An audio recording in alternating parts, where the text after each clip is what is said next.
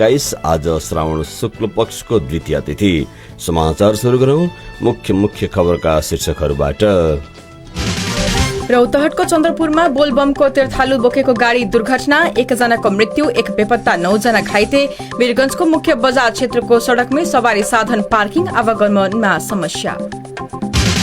रौतहटमा 9,93,000 नक्कली नोट सहित 3 जना पक्राउ। नेपालको प्रमुख प्रवेशद्वार शंकराचार्य गेट क्षेत्रको जीर्ण सड़क मरम्मत गरियो, आवागमनमा सहज। अल्पसंख्यक र सीमान्तकृत समूहको अधिकारलाई सुनिश्चित गर्न सरकार सदैव प्रतिबद्ध रहेको प्रधानमन्त्री देउवाको भनाई। जसपाबाट निष्कासित 3 पूर्व सांसदले दिएको रिट सर्वोच्च अदालतद्वारा अन्तरिम आदेश दिन अस्वीकार। र 13औं संस्करणको साफ च्याम्पियनशिप फुटबल आउँदो अक्टोबर 1 देखि 13 तारिकसम्म मालदिप्समा हुने। कोरोना विरुद्धको खोपका लागि एक आपसमा सहयोग गर्न चिनिया राष्ट्रपति सी जिनपिङको आग्रह। यस समाचारका साथमा गैस, एसिडिटी, कोल्ड, लू, बेचैनी, डायरिया चाहे बस के सफर में उल्टी की समस्याबाट हमेशा सेवन करी छोटू नोजी। 100% प्राकृतिक प्रभावकारी छोटू नोजी, जे अपने के रखी हमेशा फिट। अब समाचार विस्तारमा।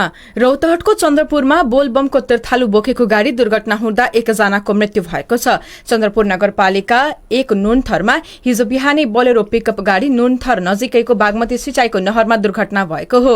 बारा जिल्लाको महागढीमाई नगरपालिकाबाट बोलबमका तीर्थालु बोकेर नुनथरमा रहेको बागमती नदीबाट जल बोक्न गएको ना 5-3-1-6 नम्बरको गाडी सड़कभन्दा 50 मिटर तल नहरमा खसेको प्रहरीले जनाएको छ।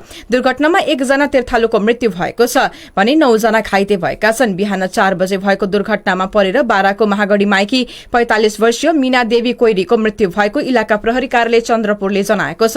दुर्घटनामा परि अर्का एक महिला हराइरहेकी छिन् भने 9 जना घाइतेलाई उपचारको लागि चन्द्रपुर पठाएको प्रहरीले जनाएको छ। बिहान करिब 4 बजे रौतहट चन्द्रपुर 1 नुनथर जाने बाटोको नहरमा दुर्घटना भएको हो। नहरमा खसेका 13 जनाको प्रहरीले उद्धार गरेको थियो।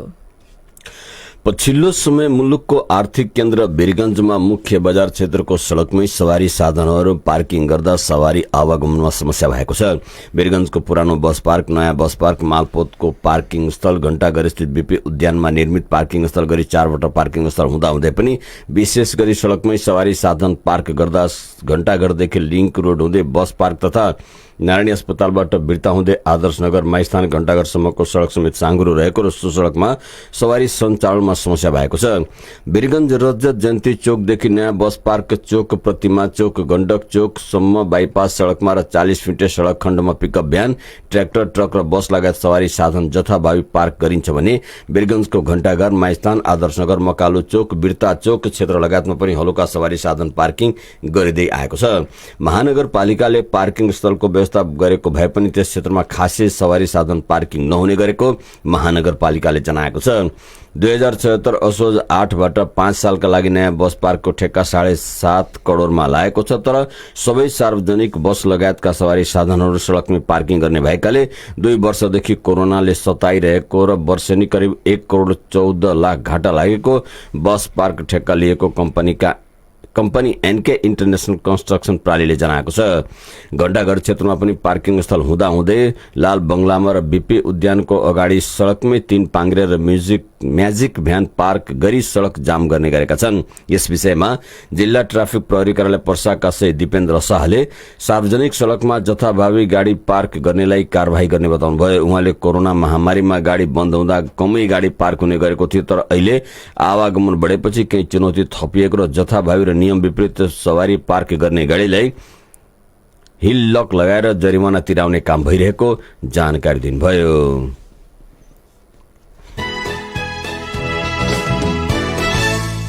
प्रहरीले 9,93,000 रुपैयाँ नक्कली नोट सहित 3 जनालाई पक्राउ गरेको छ। पक्राउ पर्नेमा धनुषा बटेश्वर गाउँपालिका वडा नम्बर 4 बस्ने 38 वर्षीय शत्रुधन वैरी ठाकुर, महोत्तरी बर्दिवास नगरपालिका 9 वृन्दा पशुपतिनगर बस्ने 30 वर्षीय रञ्जित महतो र महोत्तरी भंगाहा नगरपालिका 4 प्रेमनगर बस्ने 25 वर्षीय दिपेन्द्र कुमार महतो रहेका छन्। उनीहरूलाई रौतहटको ईशनाथ नगरपालिका वार्ड नम्बर 4 काली मन्दिर नजिकबाट 9,93,000 रुपैयाँ नक्कली नोटसहित आइतबार साँझ प्रहरीले पक्राउ गरेको हो। भारतबाट नेपालतर्फ पैदल आउँदै गरेका उनीहरूलाई प्रहरी चौकी मठियाबाट खटिएको टोलीले चेकजाँच गर्ने क्रममा नेपाली रुपैयाँ 1,000 दरको उक्त नक्कली नोट सहित फेला पारेको प्रहरीको दावी छ। पक्राउ परेका उनीहरूमाथि थप अनुसन्धान भइरहेको जिल्ला प्रहरी कार्यालय रौतहटले जनाएको छ। नेपालको प्रमुख प्रेसद्वार शंकराचार्य गेट क्षेत्रमा हिजो सड़क मर्मत गरिएको छ। वीरगंज महानगरपालिका र भोलिन्टियर समूहको संयुक्त पहलमा शंकराचार्य प्रवेशद्वार क्षेत्रको सड़कको खाल्डाखुल्डीमा ग्राभेल भरेर सड़क मर्मत गरिएको भोलिन्टियर समूहका संयोजक राजन श्रीवास्तवले जानकारी दिनुभयो। वीरगंज महानगरपालिका का नगर प्रमुख विजय कुमार सहरावगीको समन्वयमा प्रमुख प्रेसद्वारको सड़क मर्मत गरिएको उहाँले बताउनुभयो। सड़क भत्किएपछि आवत जावतमा समस्या भएको र सड़क मर्मतका लागि सड़क विभागसँगै समन्वय समेत भएको स्थानीय प्रशासनले जनाएको छ।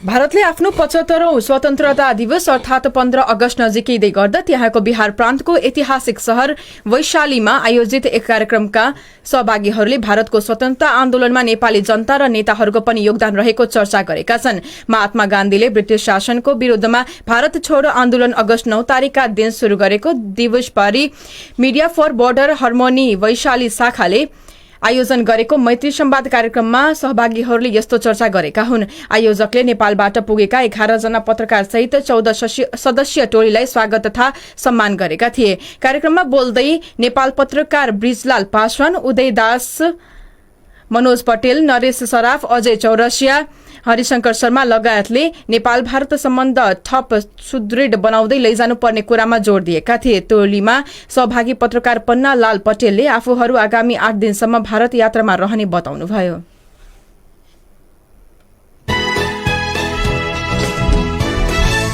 जगन्नाथपुर गाउँपालिकाले पर्सा जिल्लामा पहिलो पशु बजार सञ्चालनमा ल्याउने भएको छ। जगन्नाथपुर गाउँपालिका 4 बडगो टाँडीमा पशु बजारको लागि सेड बनाउने र तारबारले घेर्ने काम सम्पन्न गरेको छ।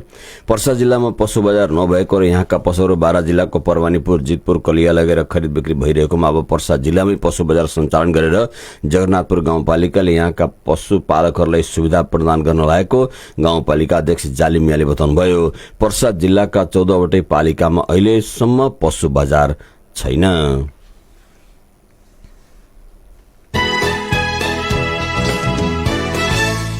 प्रत्येक प्रकाशन समूह प्रालीले प्रदान गर्दै आएको सुबोध स्मृति फोटो पत्रकारिता पुरस्कार यस वर्ष 12 पतलैयाका फोटो पत्रकार दिवाकर भण्डारीलाई प्रदान गर्ने निर्णय गरेको छ। समूहकी अध्यक्ष बिन्दु शर्माको अध्यक्षतामा हिजो बसेको बैठकले यस वर्षदेखि रु 35,000 राशिको सुबोध स्मृति फोटो पत्रकारिता पुरस्कार फोटो पत्रकार भण्डारीलाई दिने निर्णय गरेको व्यवस्थापक सम्पादक विकास शर्माले बताउनुभयो। 2065 सालमा रु 10,000 राशिबाट यो पुरस्कार शुरू भएको र यसअघि वीरगंजका 13 जना फोटो पत्रकारलाई यो पुरस्कार प्रदान गरिसकेको छ। भदौ 1 गते प्रत्येक दैनिकको 35औं वार्षिकोत्सवमा यो पुरस्कार प्रदान गरिने भएको छ। बारामा पछिल्लो समय माछा पालनमा कृषकहरूको आकर्षण बढ्दै गएको छ। कम लगानीमा बढी आमदानी हुने भएकोले कृषकहरूको माछा पालन प्रतिको आकर्षण बढ्दै गएको हो। बाराको कोल्बी नगरपालिका वडा नम्बर 5 माछा गाउँका मत्स्य पालक किसानहरूले वर्षेनी 15,000 मेट्रिक टन माछा उत्पादन गर्दै आइरहेका छन्। कृषक विष्णु बहादुर थापाले करिब 25-30 वर्ष अघि 5-6 वटा पोखरी सञ्चालन गरी राम्रो आमदानी गरेको देखेर गाउँका बासिन्दाहरूले यही पेशा अँगाल्दै आएपछि एक घर एक पोखरी निर्माण गर्दै गाउँलेहरूले माछा उत्पादन गर्न थालेपछि कृषि विकास कार्यालयले बोधवन रामवन गाउँलाई माछा गाउँको नामाकरण गरेको नेपाल मत्स्य व्यवसायी संघका पूर्व अध्यक्ष जंग बहादुर शाहले जानकारी दिनुभयो। हाल सो गाउँका करिब 300 परिवारले करिब 600 पोखरी निर्माण गरी व्यावसायिक रूपमा माछा पालन गर्दै आएको कृषि ज्ञान केन्द्रका प्रमुख जितेन्द्र यादवले जानकारी दिनुभयो। माछा उत्पादनसँगै गाउँको आर्थिक उन्नति र जीवनस्तरमा सुधार आएको संघका पूर्व अध्यक्ष शाहले जानकारी दिनुभयो। माछाको वर्षैभरि आमदानीबाट किसानहरूले धान, गहुँ, मकै लगायत अन्य खाद्यान्न खरिद गरी जीवन जीवनयापन गर्दै आइरहेका छन्। बारामा करिब 4700 परिवारले माछा पोखरीमा मत्स्य व्यवसाय गर्दै जिल्लाभरिमा वर्षेनी करिब 56,000 मेट्रिक टन माछा उत्पादन हुने गरेकोमा उत्पादित माछा पोखरा, विराटनगर, काठमाडौँ, चितवन लगायतको ठाउँहरूमा बिक्री वितरण गर्ने गरेका छन्। यहाँका किसानले आफ्नो भएभरको जग्गामा पोखरी निर्माण गरी खेती गरेको हुँदा धान, गहुँ, मकै लगाउने खेतको अभाव हुने देखिएकोले खाद्यान्न बाहिरबाट आपूर्ति गर्ने समस्याको सामना गर्नुपर्ने देखिएको छ।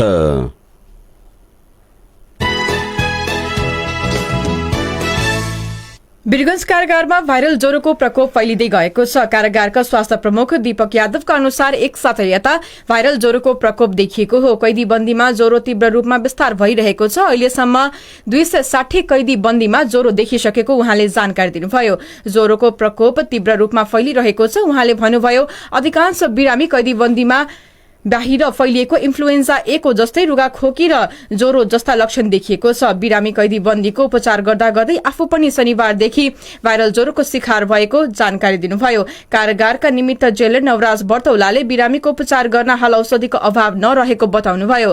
कारागारमा महिला र पुरुष गरी 1258 कैदी बन्दी रहेका छन्। धनुषामा श्रीमतीमाथि एसिड प्रहार गर्ने एक व्यक्तिलाई अदालतले दोषी ठहर गरेको छ। अदालतका न्यायाधीश कृष्ण मुरारी शिवाकोटीको एकल इजलासले 24 वर्षीय सञ्जीव शाहलाई दोषी ठहर गरेको अदालतका सूचना अधिकारी गंगा कुमार मिश्रले जानकारी दिनुभयो। उहाँका अनुसार सञ्जीवलाई एसिड बेच्ने नगेन्द्र शाहलाई भने सफाई दिएको छ। गत कार्तिक 29 गते दीपावलीकै दिन जनकपुर धाम उपमहानगरपालिका 7 स्थित ससुरालीमा गएर सञ्जीवले श्रीमती आरती र छोरी रियामाथि एसिड प्रहार गरेका थिए। सञ्जीवले प्रहार गरेको एसिडले आरतीको शरीरको झण्डै आधा भाग जलेको थियो भने 3 वर्षीय छोरी रियाको शरीरमा समेत एसिड परेको थियो। सञ्जीव विरुद्ध सरकारी वकिलको कार्यालय अदालतमा 15 वर्ष 6 महिना कैद सजायको माग गर्दै अभियोग पत्र दर्ता गराएको थियो। अदालतले दोषी ठहर गरिसकेपछि अब अर्को पेशीमा सजाय तोकिने सूचना अधिकारी मिश्रले जानकारी दिनुभयो। 4 वर्षअघि मात्रै आरतीको सञ्जीवसँग सामाजिक परम्परा अनुसार विवाह भएको थियो। Annapurna public college railway road सोरागाहवाको भर्ना सम्बन्धी सूचना। व्यवस्थापन शिक्षा र कानून संकायमा कक्षा 11 मा अंग्रेजी र नेपाली माध्यममा मर्निङ र इभिनिङ शिफ्टमा व्यवहारिक संस्कार सहितको शिक्षा मात्र अन्नपूर्ण पब्लिक कलेजमा। हाम्रा विशेषताहरू: वार्षिक, मासिक वा त्रैमासिक रूपमा शुल्क तिर्न सक्ने व्यवस्था, विगत 25 वर्षदेखि शिक्षा क्षेत्रमा संलग्न व्यक्तिहरूद्वारा सञ्चालित क्याम्पस। विशेष जानकारीका लागि Annapurna public college railway road Soragahawa Birgunj. Phone 051 520 127, mobile 98 450 37 366 र 98 218 74 528। भर्ना खुल्यो होइन, केमा भर्ना खुल्यो हजुर? छोरोको एडमिसन गराउनका लागि हामीले रोजेको उही पुरानो ओम नेशनल एकाडेमी +2 साइन्समा कक्षा 11 मा भर्ना खुल्यो भनेको। ए हो र? अनि के छ त ओम नेशनल एकाडेमी +2 साइन्सको विशेषताहरू? 2069 सालदेखि लगातार डिस्ट्रिक्ट टप र 2073-2074 सालदेखि प्रदेश 2 मा टप गर्दै आएको नेपाल सरकार विज्ञान तथा प्राविधिक मन्त्रालयबाट पनि पुरस्कृत भइसकेको संस्था हो। त्यति मात्र नभई फुल स्कलरशिपमा मेडिकल र इन्जिनियरिङमा नाम निकाल्न सफल गराउने क्याम्पस भएको सर्वविदित नै छ। वीरगञ्जको उत्कृष्ट टिचर टिम भएको एकमात्र कलेज हो। ए, प्रदेश नम्बर 2 मा टप गर्दै आएको कलेज हो? त्यसैले चाँडै गएर फर्म फिलअप गरी भर्ना गराइहालौ न त। फर्मको लागि क्याम्पस प्रशासनमा सम्पर्क गर्नुहोला। Om national academy +2 science Birgunj Shripur. Contact 051 533 258, 9811 211 522 र 9845 25032। नेपाल टेलिकमको नौलो प्रस्तुति FTTH fibre to the home. Fixed line telephone PSTN पुरानो प्रविधिको सेवाबाट नयाँ प्रविधि FTTH मा निशुल्क माइग्रेसन गर्न सकिन्छ। यसरी माइग्रेसन गर्दा राउटर र 100 मिटर तार निशुल्क उपलब्ध हुने व्यवस्था छ।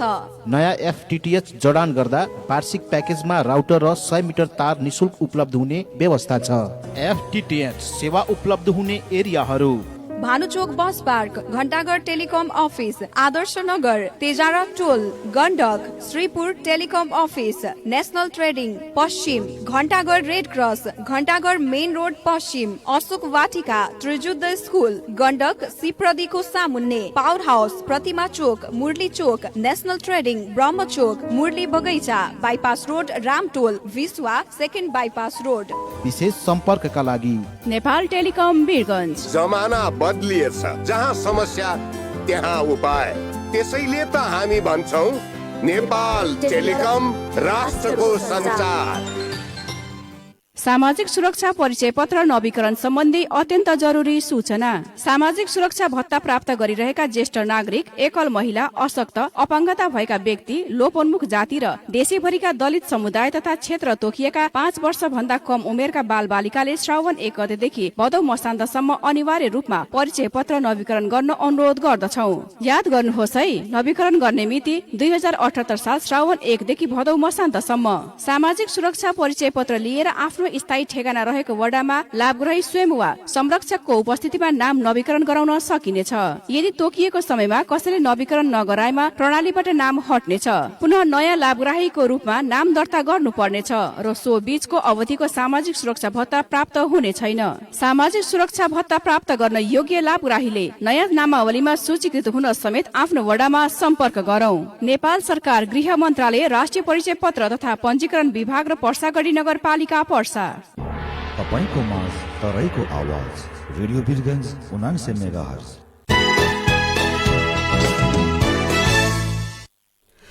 विश्रामपछि पुनः स्वागत छ। यसअघि हामीले रौतहटको चन्द्रपुरमा बोलबमको तीर्थालु बोकेको गाडी दुर्घटना, 1 को मृत्यु, 1 बेपत्ता, 9 जना घाइते। वीरगञ्जको मुख्य बजार क्षेत्रको सड़कमै सवारी साधन पार्किङ आवागमनमा समस्या।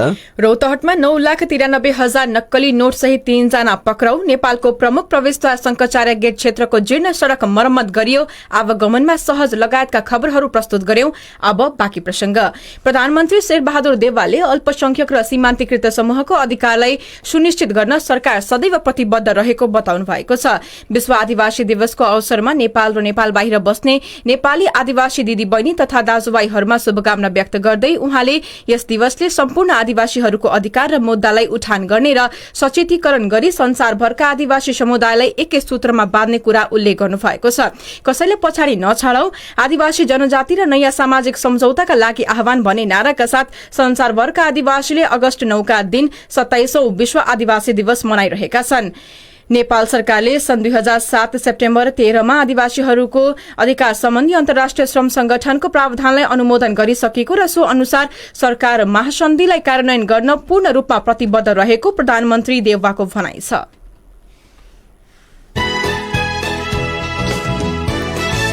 जनता समाजवादी पार्टीबाट निष्कासनमा परेपछि लुम्बिनी प्रदेशसभा सदस्य पद गुमाएका 3 पूर्व सांसदले दिएको रिटमा सर्वोच्च अदालतले अन्तरिम आदेश दिन अस्वीकार गरेको छ। पार्टीले निष्कासन गरेपछि सांसद पद गुमाएसँगै पार्टी र प्रदेशसभा सचिवालयको निर्णय विरुद्ध विजय बहादुर यादव, सन्तोष कुमार पाण्डे र कल्पना पाण्डे सर्वोच्च अदालत गएका थिए। तर सर्वोच्चका न्यायाधीश ईश्वर प्रसाद खतिवड़ाको एकल इजलासले उनीहरूको माग अनुसार सांसद पद थमौतीका लागि अन्तरिम आदेश दिन अस्वीकार गरेको हो। सर्वोच्चले विपक्षीसँग लिखित जवाब माग गरेको छ भने अन्तरिम आदेशका लागि छलफल गर्न भदौ 8 गते दुवै पक्षलाई बोलाएको सर्वोच्चका प्रवक्ता बाबुराम दाहालले जानकारी दिनुभयो। लुम्बिनी प्रदेशको विशेष अधिवेशन रोक्न माग गर्दै सत्तारूढ़ दल नेकपा एमाले संसदीय दलको तर्फबाट सर्वोच्च अदालतमा रिट दर्ता भएको छ। एमाले प्रदेश अध्यक्ष लीला गिरीले रिट दर्ता गर्नुभएको र त्यसको पेशी आजका लागि तोकिएको सर्वोच्च अदालतका प्रवक्ता बाबुराम दाहालले जानकारी दिनुभयो। लुम्बिनी प्रदेशका विपक्षी गठबन्धनले मुख्यमन्त्री पोखरेल अल्पमतमा रहेको दावीसहित अविश्वासको प्रस्ताव दर्ता गरेर विशेष अधिवेशन माग गरेपछि प्रदेश प्रमुख अमित शेरचनले आउँदो बुधबारका लागि विशेष अधिवेशन आह्वान गर्नुभएको छ। तर सरकारसँगको छलफल र सहमति बिना नै संविधान विपरीत विशेष अधिवेशन आह्वान भएको भन्दै सत्तारूढ़ एमाले संसदीय दलले विशेष अधिवेशन रोक्न माग गरेको हो। हिजो आइतबार अधिवक्ता गणेश घिमिरेले विशेष अधिवेशन रोक्न माग गर्दै दिएको निवेदन सर्वोच्च अदालतले हकदैया नपुगेको भन्दै दरपीठ गरेको थियो। यसैबीच सर्वोच्च अदालतले भूमि सम्बन्धी समस्या समाधान आयोग खारेज गर्ने निर्णय कार्यान्वयन नगर्न अल्पकालीन अन्तरिम आदेश दिएको छ। न्यायाधीश ईश्वर खतिवड़ाको एकल इजलासले अन्तरिम आदेशलाई निरन्तरता दिने कि नदिने भन्नेबारे छलफल गर्न दुवै पक्षलाई 1 भदौमा बोलाएको छ। शेरबहादुर देउवा नेतृत्वको सरकारले 19 साउनमा देवी ग्यावाली अध्यक्ष रहेको आयोग खारिज गर्ने निर्णय गरेको थियो। सरकारले संवैधानिक दायित्व अन्तर्गत गठन गरेको आयोगलाई स्वामित्व ग्रहण नगरी राजनीतिक प्रेरणाबाट प्रभावित रही खारिज गरेको भन्दै अध्यक्ष देवी ग्यावाली साउन 24 मा रिट लिएर सर्वोच्च पुगेका थिए। भूमि आयोग खारिज विरुद्ध अरू 3 वटा रिट पनि सर्वोच्चमा दर्ता भएका थिए।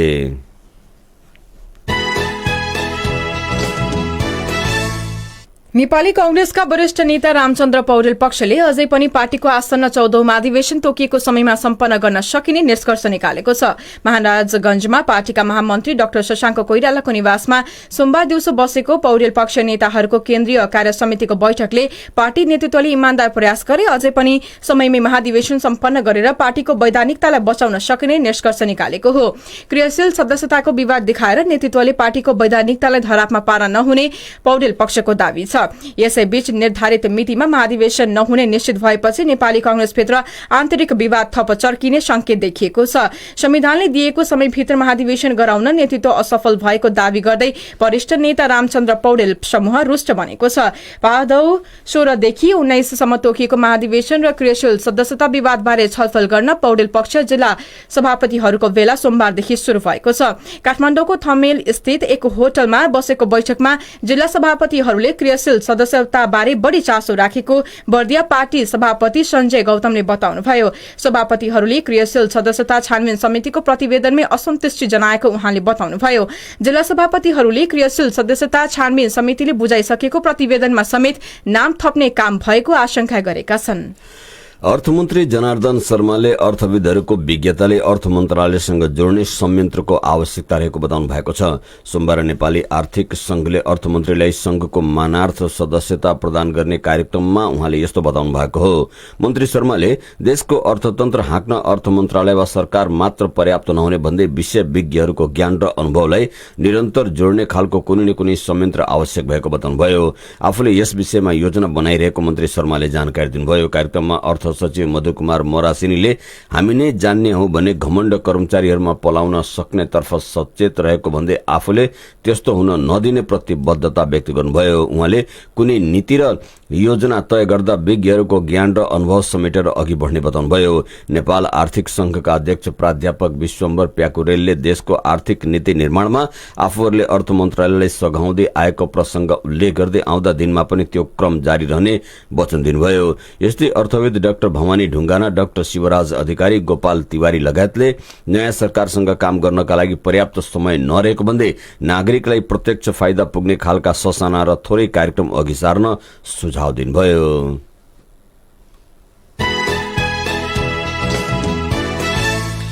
नेकपा एमालेमा महाधिवेशनबाट अध्यक्ष मात्र निर्वाचित गर्ने प्रस्ताव गरिएको छ। सोमबार च्यासलमा रहेको तुलसीलाल स्मृति प्रतिष्ठानमा बसेको केन्द्रीय कमिटी बैठकले 225 सदस्यीय केन्द्रीय कमिटिको प्रस्ताव अघि सारेको छ।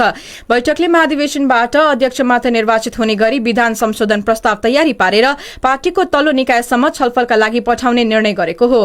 प्रस्तावित विधानमा अध्यक्ष 1, उपाध्यक्ष 2, महासचिव 1, उपमहासचिव 2 र सचिव 7 जना रहने व्यवस्था गरिएको पार्टीका प्रवक्ता प्रदीप गेमालीले जानकारी दिनुभयो। उहाँले अध्यक्ष बाहेक अन्य पदाधिकारीको चयन भने पार्टी केन्द्रीय कमिटिले गर्ने प्रस्ताव पनि संशोधनका लागि तयार पारिएको स्पष्ट पार्नुभयो। 1 महिना पार्टीको तल्लो कमिटिले छलफल गरेपछि त्यसको प्रस्तावित विधान आउँदो भदौ 27 र 28 गते हुने एमालेको विधान महाधिवेशनले पारित गर्नेछ। प्रस्तावित विधान मस्यौदामा महाधिवेशन प्रतिनिधि परिषदको व्यवस्था गरिएको छ भने केन्द्रीय कमिटि, पोलिट ब्यूरो र सचिवालय मात्रै रहने व्यवस्था पनि गरिएको छ। स्थायी कमिटि भने विधानबाट हटाउने प्रस्ताव गरिएको प्रवक्ता गेवालीले बताउनुभयो। प्रस्तावित विधानमा 5 वर्षमा पार्टीको राष्ट्रिय महाधिवेशन गर्ने, प्रदेश अधिवेशन 4 वर्षमा, 3 वर्षमा जिल्ला अधिवेशन र अन्य कमिटिहरूको अधिवेशन 2 वर्षमा गर्ने पनि प्रस्ताव गरिएको एमालेले जनाएको छ। यसैबीच एमालेका प्रवक्ता प्रदीप गेवालीका अनुसार महाधिवेशनका लागि अध्यक्ष केपी शर्मा ओली नेतृत्वको राजनीतिक प्रस्ताव, मस्यौदा समिति महासचिव ईश्वर पोखरेल नेतृत्वको संगठनात्मक प्रस्ताव, मस्यौदा समिति संगठन विभाग प्रमुख विष्णु पौडेल नेतृत्वको विधान संशोधन मस्यौदा समिति र नेता रामबहादुर थापा नेतृत्वको महाधिवेशन व्यवस्था समिति बनाउने स्थायी कमिटिको निर्णयलाई पनि अनुमोदन गरेको छ। एमाले पार्टीको राष्ट्रिय महाधिवेशनबाट पार्टीको नेतृत्व र विधान अधिवेशनबाट नेतृत्व चयन गर्ने निर्णय यसअघि नै गरिसकेको छ।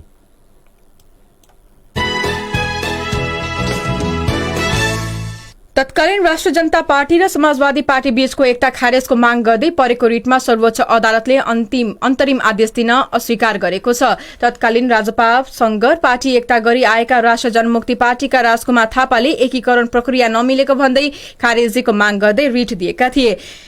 न्यायाधीश डाक्टर अनन्द मोहन भट्टराई र सुषमा लता माथेमाको इजलासले राजपा र समाजवादी पार्टी बीचको एकता खारेज नपर्ने आदेश दिएको हो। यही रिटमा गत असार 30 गते न्यायाधीश कुमार रेग्मीको इजलासले विपक्षसँग लिखित जवाब माग गरी अन्तरिम आदेशका लागि छलफलमा बोलाएको थियो। निर्वाचन आयोगले जनता समाजवादी पार्टी जसपाको अध्यक्षबाट महन्त ठाकुरको नाम हटाएको छ। आयोगले नयाँ कार्यकारिणी समितिलाई अध्यावधि गर्दै अध्यक्ष ठाकुर सहित 16 जनाको नाम हटाएर 34 सदस्यीय समितिको अभिलेखीकरण गरेको हो। जसपाको आधिकारिकता विवादमा आयोगले गरेको हेड काउन्टमा ठाकुर पक्षमा मत दिएका 16 जना बाहेक केन्द्रीय कार्यकारिणी सदस्य बाहेकको नाम कार्यकारिणी समितिमा अभिलेखीकरण भएको छ।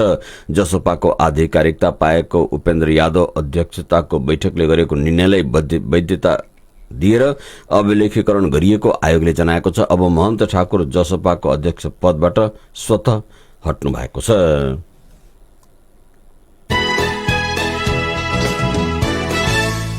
लोकसेवा आयोगले लिने कुनै पनि परीक्षा अब स्थगित नहुने आयोगले जनाएको छ। आयोगले तालिका प्रकाशित गरेको परीक्षाहरू नरोक्ने आयोगका प्रवक्ता तोयनारायण सुवेदीले बताउनुभयो।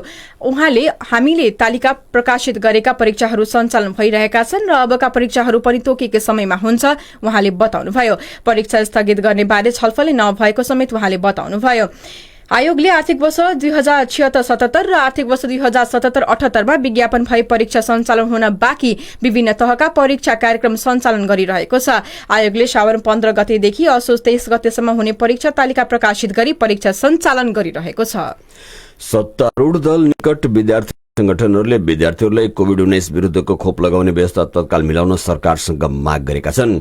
नेपाल विद्यार्थी संघ, अखिल क्रान्तिकारी अन्यरा स्ववियु समाजवादी युनियन र अखिल छैठौँले सोमबार स्वास्थ्य राज्य मन्त्री उमेश श्रेष्ठलाई भेटेर विद्यार्थीहरूले खोप दिने व्यवस्था मिलाउन माग गरेको नेवी संघका महामन्त्री दीपक भट्टराईले जानकारी दिनुभयो। त्रिभुवन विश्वविद्यालयले सञ्चालन गर्ने परीक्षामा सहभागी हुने विद्यार्थीहरूले प्रवेश पत्रको आधारमा खोप उपलब्ध गराउन आग्रह गर्दै मन्त्री श्रेष्ठलाई ज्ञापन पत्र समेत बुझाइएको उहाँले बताउनुभयो। परीक्षा केन्द्रबाट संक्रमण फैलिने त्रासले विद्यार्थीहरूमा मानसिक चिन्ता थपिएको उनीहरूको भनाइ छ। ज्ञापन पत्र बुझ्दै मन्त्री श्रेष्ठले सरकारको पहिलो प्राथमिकता खोप भएको भन्दै स्वास्थ्य मन्त्रालयसँग छलफल गरी 2 दिनभित्र यसबारे जानकारी दिने प्रतिबद्धता जनाएको भट्टराईले बताउनुभयो।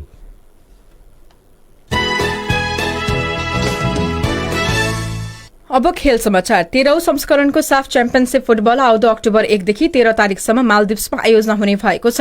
दक्षिण एसियाली फुटबल महासंघ साफको सोमबार बसेको बैठकले अक्टोबरमा हुने साफ मालदिप्समा गर्ने निर्णय गरेको एन्फा महासचिव इन्द्रमान तुलाधरले जानकारी दिनुभयो। यसअघि प्रतियोगिताको जिम्मा पाएको बंगलादेशले कोभिड-19 संक्रमणको कारण देखाउँदै साफ आयोजना गर्न नसक्ने जानकारी दिएपछि नयाँ आयोजनामा नेपाल मालदिप्सले प्रस्ताव पेश गरेको थियो। हिजोको बैठकले नेपालमा कोभिड-19 को अवस्थालाई ध्यान दिँदै साफ च्याम्पियनशिप मालदिप्समा गर्ने निर्णय गरेको हो। 13औं साफमा नेपाल, भारत, बंगलादेश, मालदिप्स र श्रीलंकाले खेल्ने पक्का भइसकेको छ। भूटानले भने 3 दिनभित्र निर्णय दिने एन्फाले जनाएको छ। र अन्तर्राष्ट्रिय प्रसंगमा कोरोना विरुद्धको खोपको उपलब्धताका लागि चिनिया राष्ट्रपति सी जिनपिङले अन्तर्राष्ट्रिय समुदायलाई आग्रह गर्नुभएको छ। उहाँले विश्वका देशहरूलाई यो खोप एक आपसमा सहयोग गर्न र आपसी सहयोगका साथ अघि बढ्न अपील गर्नुभएको हो। अहिले पनि कोरोना भाइरस विश्वका देशमा प्रमुख चुनौतीकै रूपमा देखिएको र यसको निराकरणका लागि आवश्यक सहयोग गर्नुपर्नेमा उहाँले जोड दिनुभयो। अहिले पनि विश्व यो महामारीसँग संघर्ष गरिरहेको र कोरोना महामारीको नियन्त्रणका लागि अहिले देखिएको एकमात्र उपाय भनेको नै खोप भएकाले विश्वले एक आपसमा सहयोगका साथ अघि बढ्नुपर्ने उहाँको भनाइ छ। राष्ट्रपति जिनपिङले हालसम्म चीनले विश्वका कम्तीमा पनि 100 देशलाई खोप अनुदान दिएको जानकारी पनि दिनुभएको छ। प्रभातकालीन समाचार डायरीको अन्त्यमा मुख्य खबरका शीर्षकहरू पुनः एकपटक। रौतहटको चन्द्रपुरमा बोलबमको तेर्थालु बोकेको गाडी दुर्घटना, 1 को मृत्यु, 1 बेपत्ता, 9 जना घाइते। वीरगंजको मुख्य बजार क्षेत्रको सड़कमै सवारी साधन पार्किङ, आवागमनमा समस्या। रौतहटमा 9,93,000 नक्कली नोट सहित 3 जना पक्राउ। नेपालको प्रमुख प्रवेशद्वार शंकराचार्य गेट क्षेत्रको जीर्ण सड़क मरम्मत गरियो, आवागमनमा सहज। अल्पसंख्यक र सीमान्तकृत समूहको अधिकारलाई सुनिश्चित गर्न सरकार सदैव प्रतिबद्ध रहेको प्रधानमन्त्री देउवाको भनाई। सभाबाट निष्कासित 3 पूर्व सांसदले दिएको रिटमा सर्वोच्च अदालतद्वारा अन्तरिम आदेश दिन अस्वीकार। र 13औं संस्करणको साफ च्याम्पियनशिप फुटबल आउँदो अक्टोबर 1 देखि 13 तारिकसम्म मालदिप्समा हुने। कोरोना विरुद्धको खोपका लागि एक आपसमा सहयोग गर्न चिनिया राष्ट्रपति सी जिनपिङको आग्रह। हवस् त इन्टरनेट अनलाइनको रेडियोबिरगन्ज.com लगइन गरी संसारभर रेडियो पोखरिया 105.8 मेगाहर्जबाट समेत एकसाथ सुन्न सकिने रेडियो बिरगन्ज 79 मेगाहर्जको बिहान 5:30 बजेको प्रभातकालीन समाचार डायरी सकियो। प्रविधिका प्रदीपलाई धन्यवाद दिँदै हामी पनि बिदा हुन्छौं। नमस्कार, शुभ दिन।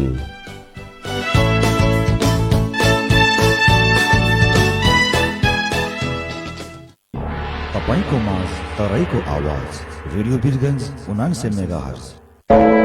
रेडियो बिरगन्ज टाइम चेक अहिले 6 बज्यो। यस टाइम चेकको साथमा 5 वर्ष वा 5000 घण्टा वारेन्टीको साथ केस ट्र्याक्टर।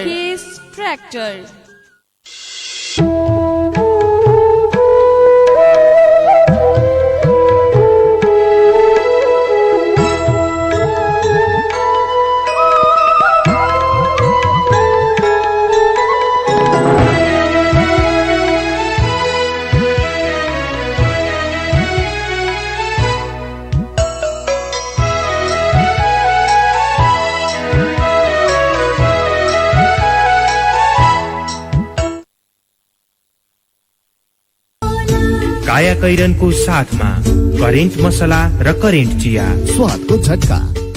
काया कैरन सुरु गरौं मुख्य खबरका शीर्षकहरूबाट। कोभिड अस्पतालमा आईसीयू बेडको अभाव, इमर्जेन्सीमा बिरामीको चाप, संक्रमणबाट बच्न मास्क लगाउन र अरूलाई पनि प्रोत्साहित गर्न सुझाव। अब अहिले कोरोनाको कहर नसकिएसम्मको लागि चाहिँ मास्क भनेको एउटा जसरी हामीले पाइन्ट लगाउँछौँ अनि सर्ट लगाउँछौँ, हामी नाङ्गै हिँड्दैनौँ, नाकलाई पनि नाङ्गै नहिँडौँ। आफ्नो दिमागलाई आफैले चाहिँ सम्झाउन सक्यो भनेदेखि बानी लागिहाल्छ। सबै सेवाका कर्मचारीलाई गएको 1 गतेदेखि नयाँ तलबमान लागू गर्ने सरकारको निर्णय, महत्वपूर्ण मन्त्रालय र निकायका 10 सचिवको सरुवा। जलवायु परिवर्तनका कारण नेपालमा पनि खतरा, तापक्रम वृद्धिको कारण हिमताल र हिमनदी पग्लदै मौसमी गतिविधि पनि बढ्यो। इरानका नवनियुक्त राष्ट्रपति रायसी र फ्रान्सका समकक्षी म्याक्रोबीच फोन वार्ता, आणविक सम्झौता उल्लंघनका घटना रोक्न म्याक्रोको आग्रह। र बंगलादेशसँगको अन्तिम टी20मा अस्ट्रेलिया 60 रनले पराजित, साकिबको 100 विकेट पूरा। दिपा किन दीपक? हेर न, मेरो घर केही समयलाई रुङ्गिनु पर्यो है। मेरो छिमेकीको भाइको श्रीमतीलाई क्यान्सर भएछ। बिचराको आफ्नो कोही छैन, उसँगै दिल्ली गइदिनु पर्यो। ए आत्ति नै पर्दैन नि। अनि सुन, दिल्ली सिल्ली पनि जानु पर्दैन। नेपालकै झापा जिल्लाको बिर्तामोटमा यही 76 साल पुसदेखि दक्षिण पूर्वी एसियाकै नमुना क्यान्सर हस्पिटल सञ्चालनमा आइसकेको छ नि। यो हस्पिटल त चान्चुने होइन नि, 300 बेडको क्यान्सर हस्पिटल हो। त्यो पनि अमेरिकामा बनेको विश्वकै अत्याधुनिक ट्रुबिम लिनियर एक्सिलेटरबाट हाम्रो शरीरमा भएको कुनै पनि ट्युमर तथा क्यान्सरको 15 सेकेन्डमा नै स्क्यान गरी 39 सेकेन्डमै रेडिएसन दिने मेसिन हो। अझ पाठेघरको त महिलाहरूलाई थाहै नपाई इन्टरनल रेडिएसन थेरापी दिने ब्रेकी थेरापी पनि छ। त्यो त झन् दिल्लीको भन्दा पनि अत्याधुनिक नयाँ प्रविधि हो नि। यति मात्र कहाँ हो र दीपक, क्यान्सरको अवस्था कस्तो छ भनेर पत्ता लगाउने पेटी स्क्यान मेसिन, महिलाहरूको स्तन क्यान्सरको थाहै नदी अटोमेटिक तरिकाले बायोप्सी निकाल्ने 3D मेमोग्राम, 128 स्लाइसको 4D स्क्यान, 3 टेस्लाको MRI, DEXA scan, gamma camera, टाउकोको ट्युमर निकाल्न न्यूरो नेभिगेसन मेसिन, क्यान्सरको अपरेसनको लागि अत्याधुनिक मोडुलर अपरेसन थिएटरबाट सेवा र सुविधा दिन्छ। केमोथेरापी लिनलाई त डे केयर अझै कति राम्रो छ नि। अहिले त दिल्ली गएका सबै जसो मान्छेहरू त्यही क्यान्सर हस्पिटलमा आउन थालिसके। अस्ति म गएर हेर्दा त 3 छक्क परे। भाषा पनि आफ्नै अनि कति सजिलो। दिल्लीमा गएर बस्नु पर्ने झन्झटबाट मुक्त, घरको खाना खाएर दिल्लीको भन्दा राम्रो उपचार अनि दिल्लीको भन्दा आधा खर्चमा